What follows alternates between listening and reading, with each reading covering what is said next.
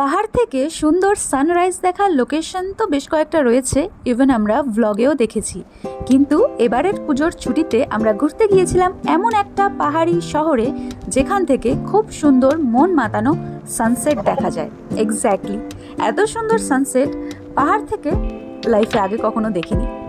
দিনের আলোতে আমাদের রুম ব্যালকনি থেকে শহরের ভিউ, রাতে মনে হচ্ছিল গ্যালাক্সি দেখছি।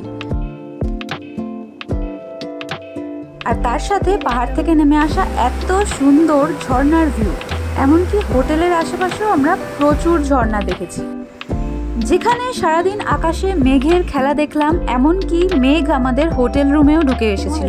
Can you see that?